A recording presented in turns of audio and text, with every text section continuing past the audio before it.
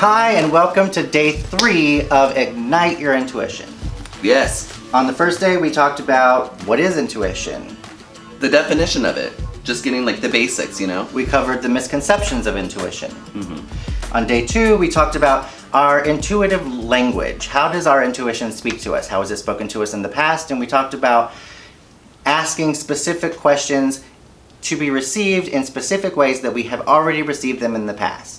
If you haven't watched those first 2 videos, I think it's a good idea to go back and watch those before you watch this one.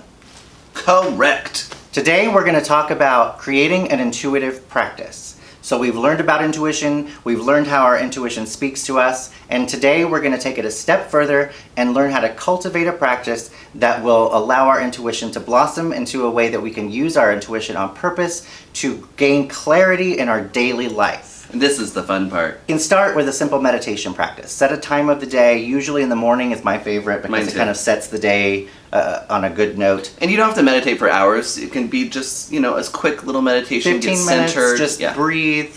If meditation is new or scary to you, just sit quietly in a quiet space where you're going to be uninterrupted and breathe for 10 to 15 minutes. Yeah. Now, another way that people like to cultivate intuitive practices is to do what we call free writing. So you can write the question at the top of the page.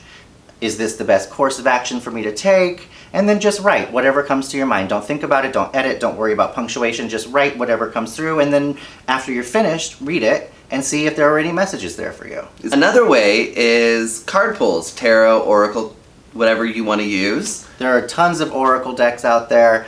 With everybody beautiful sells art. them from everybody sells Starbucks to Barnes and Noble to I have a Britney Playhouse. Spears tarot deck that I pull, and find any card deck that speaks to you, and they all have a wide range of messages from hope or love or relationship or rest or whatever. There's tons of making there's tons of cards. Just go find some that you like. Yeah. And then do a card pull a day. What is the message for me today? What do I need to pay attention to today? When I started pulling cards from oracle decks and such, I would pull a card and I would look at it and I would think to myself, that doesn't apply. I must have not been thinking about the right thing. Or I'm going to pull another one just to be safe.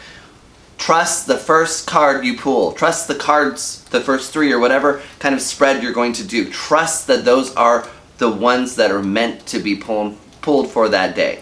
And a lot of times people fall into the pitfall of like, I don't like that card. Yeah. Let me pull another one or another one or another one until I find one that I like.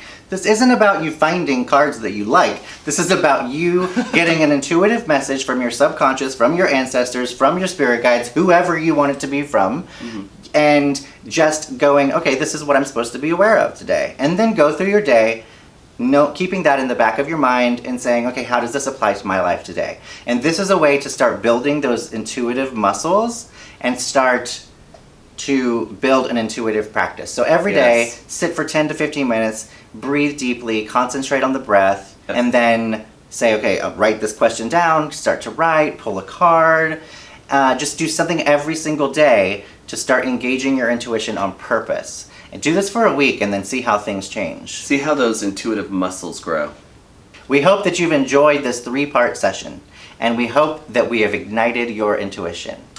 For more information, go to valwhite.com and check out all of the offerings that we have from spiritual services, self-study courses, group classes, etc., etc., etc. Etc., etc.